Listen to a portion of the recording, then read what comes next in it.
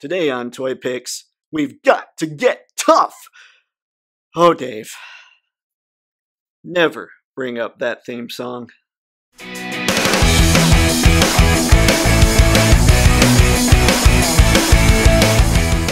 Well, hello there everybody, I'm Photo Dave and this is Toypixx, a channel dedicated to helping you and helping me get a whole lot better at our action figure photography. So if that sounds cool to you, go ahead and click subscribe. Now, recently, I've been packing up the collection amongst all my other things to head back to my place from Mom's after all this COVID craziness, and it's been hard to come up with content and ideas that I could throw out there for all of you to check out and hopefully be at least a little entertained. But I did think of something. I thought, you know, while I'm packing things up, why not talk about it? So in this video, I'm going to talk about perhaps my most photogenic collection of all, my G.I. Joe classified guys and gals. So I'm just going to throw them in there. You're going to see them by the year they were released in a Real American Hero.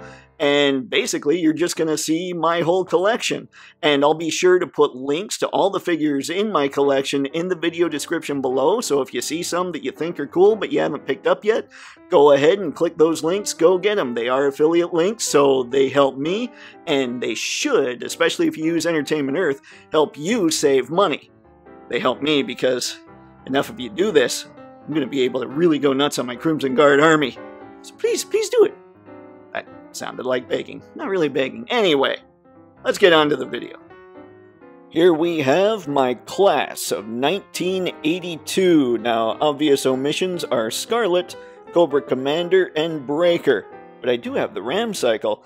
Now, Cobra Commander, I don't know what it was. I just didn't like the figure. Scarlet, I didn't hate the figure, but once they came out with Lady Jaye with pinless elbows and bicep swivel and all that, I decided they'll remake Scarlet. That's the one I'll get, is the one that has those instead of just having the single elbows.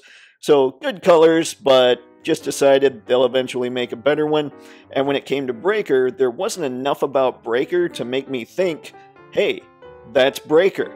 So what you're looking at here are the figures I kept from the Real American Hero class of 1982. Of course, classified updates. We have Stalker, Snake Eyes, couple Cobra Officers, and a whole lot of Cobra Troopers. There are 10 officers back there, and 8 troopers in total. And there you go. I mean, not much else to say. I dig them all, or I would have gotten rid of them, as I did with the other 3. So, let's move on to 1983. The class of 83 was obviously a very good year, with Major Bludd, Gung Ho, and Destro in my collection. Now, when it comes to the other Gung Ho, the reason I didn't keep him, I did pick him up, but I looked at him and I'm thinking, you know, he just doesn't remind me enough of Gung Ho. I'd still have that figure had they basically taken the top half of this Gung Ho and put on the bottom half of that first Gung Ho. I think it would have looked great. Gung Ho, for whatever reason, I'm looking at it thinking, I don't know what it is, but Gung Ho just needs some teal. And I'm a guy who likes updated looks. I would prefer it if they did something with more teal that wasn't this 83 version. But I like the 83 version anyway. And then you got Bludd, who is just ridiculous. That's one of my absolute favorite Cobra figures. I know we've got problems with the kind of the friction joint or the friction hold in the back for the missiles. Still, the face sculpt, everything on that guy is beautiful. And I'd zoom in, except I'm holding the microphone at the same time I'm doing this, hoping it doesn't get too echoey in here. And then you got Destro. Ladies and gentlemen, besides Cobra Commander, maybe Serpentor, it just doesn't get much more evil, or at least Mars-like, than our man Destro. And this is a great update. He's still a callback, but you look at him, and you can see a bunch of armor padding that was added on, all that. This is a really cool look for a very modern Destro. Okay, on to 1984. Now we're looking at the class of 1984, and wow.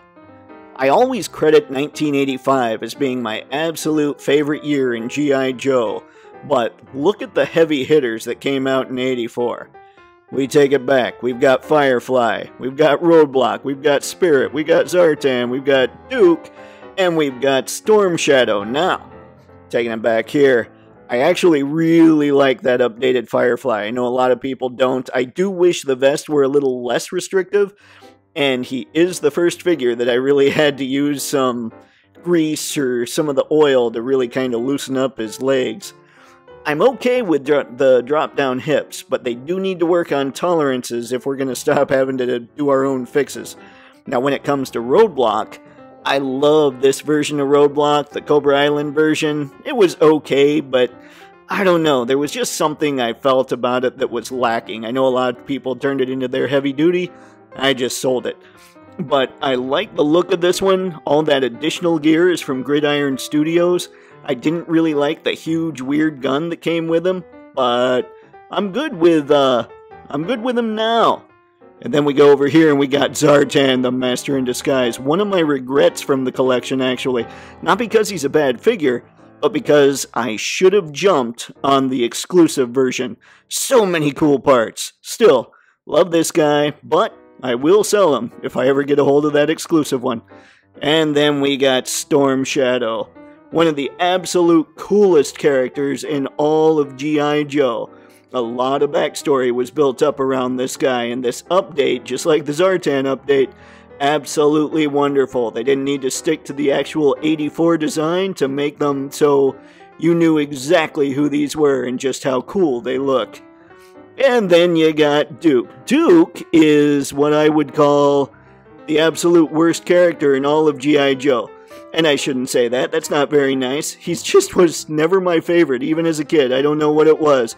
I always felt like Flint was the man. Duke was just kind of there to be a tool. I'm not sure. I don't know. But he is the golden boy, and as far as updates go, I have to give it to him. This is a phenomenal update for Duke. And of course, we've got Spirit and Freedom. Probably should have been in my top 10 this year. It was just the holes in Spirit's forearm and backpack and the pegs in Freedom's feet that kept him out of there.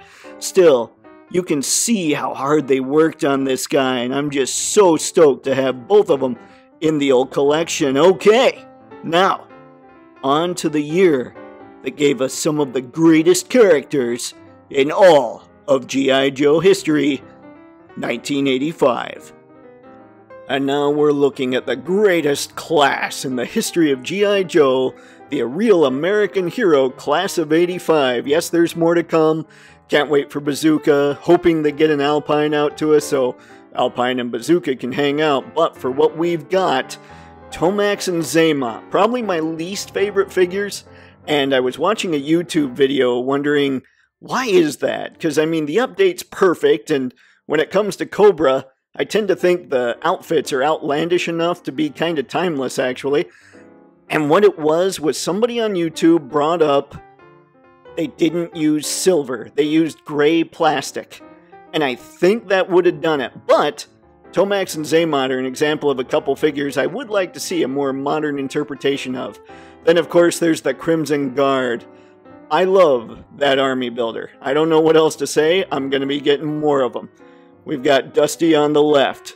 Dusty could use a little help in the helmet department, but overall, love the guy. Dusty was always a favorite on the show. Lady Jaye, of course. How can you hate Lady Jaye? She was the first Hasbro figure with the perfect kind of articulation. Tolerances could use a little bit of work, but other than that, the points are there, and I hope that her articulation is kind of the standard going forward. And then we've got Flint. Behold, ladies and gentlemen, the true leader of G.I. Joe. Now, when it comes to an update, this was a great update. I just wish they differentiated him a little more from Duke by giving him short sleeves, but I'm sure that's coming in the Tiger Force version, and hopefully we get a slight redo with the short sleeves in the regular line. Of course, we got Snake Eyes and Timber. Snake Eyes is probably one of my absolute favorite figures in the line. I was lucky enough to go for him as soon as he went up for pre-order, because I was not gonna miss this guy. And then we've got Barbecue. Target exclusive, which is no fun, but he was easier to get, and he's a great update to the classic figure. Whew! I just want to sit here and look at these for a minute because 1985. Okay, on to 86. The year was 1986. As a child, I thought to myself, this is the year G.I. Joe jumped the shark. Okay, maybe I didn't think that because I'm not sure jumping the shark was really something people said back then. But I thought, okay, things are getting a little crazy for me. But what I didn't realize is when you look at today, the least crazy part was cloning a Cobra Emperor. The craziest part was having one dude be able to take on a ton of different robots and just punching them without hurting his hand at all. That, my friends, was when G.I. Joe jumped the shark, and I didn't know it till much later in life. But that doesn't mean I didn't still love the figures, the toys, the cartoon, the comics, all of it. I do loves me some G.I. Joe, but we're digressing here. This is 1986, and every figure, with the exception of Beachhead, was made this year. Hasbro made a big push to make these things happen. Well, it came out this year, and some would argue the Bat was towards the end of last year, but the Bat, I got him this year, so he counts, dang it. Anyway, love the Bat. If you saw my top 5 G.I. Joe list, the classified list of this year, you know 4 of these figures are in the top 5. So that's pretty impressive. This was a great year for Hasbro in 85. But anyway, the Bat was the first figure I considered complete from Hasbro. Absolutely awesome work. Then you've got Serpentor up here. Serpentor, I talk about Lady Jaye having the articulation I hope the rest of the line moves forward with. Serpentor is when they got all the tolerances right. Now, I did have to heat up the joints a lot because he's got some very stiff joints. So hopefully they can figure that out. But otherwise, this is a great release. Hugely impressed. Mindbender, he's alright. Like, I mean, he's a faithful update to the 86 version. And he's fun and he came with fun accessories. But for me, I guess faithful update for the 86 or to the 86 version just didn't quite hit home. Whereas this update to Zarana nailed it. I thought she was absolutely fantastic. I love the slightly new take on her gun, the slightly new take on her costume. It's an update, but it's not really a crazy update like a lot of them are, although I do enjoy me some crazy updates too. But you definitely know that's Zarana, and that's what makes her update so cool. You got Sarge here, who is classic 86. Now, I don't know what's going on as far as possible updates for the Slaughter here, but I do know this is a great figure. I loved all the hands he came with. It just makes him a lot more dynamic for photos, so I was a big fan. And then we've got Beachhead, the only Cobra Island exclusive. Like, it's the only time I went to Target at opening so I could get my hands on an exclusive, and this is the one I got. I know a lot of people would get Cobra Troopers, or what was the other one? Let's see. Cobra Trooper. There was Baroness. The first Roadblock. Yeah, people were getting those. I lucked out and got Beachhead, and I'm pretty happy I did. I think he's a great figure. So yeah, the class of 86, these figures are incredible. So Hasbro has concentrated most of their efforts on 82 through 86, but that doesn't mean they haven't gone outside of those years. But because of that, I thought I'd combine 87 and 89 to give you Croc Master, Fiona, and the Alley Vipers. And I have to say, I absolutely adore Croc Master and Fiona. These two, I mean, one thing Hasbro's doing is just knocking the animals out of the park. They're doing an incredible job. I love how articulated she is. I love how just goofy he is, showing that Hasbro is willing to just go nuts. And I can't wait to see how much more nuts they go. And then you've got the 3 Alley Vipers, who, not gonna lie, I was a little disappointed by their movement, like how much they could articulate, especially at the torso and the waist, but that's the design, so I couldn't even be upset about it. And they look phenomenal. I mean, they look like great figures.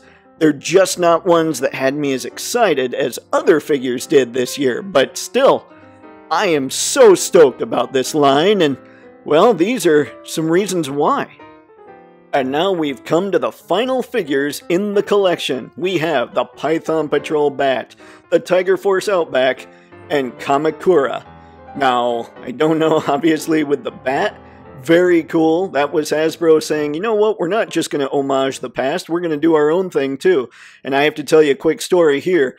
I asked for one more bat for Christmas, because I get the pricier stuff for myself, and I want to make sure the family can get me stuff, so I'm like, well, they can always get me army builders. We're cool with that.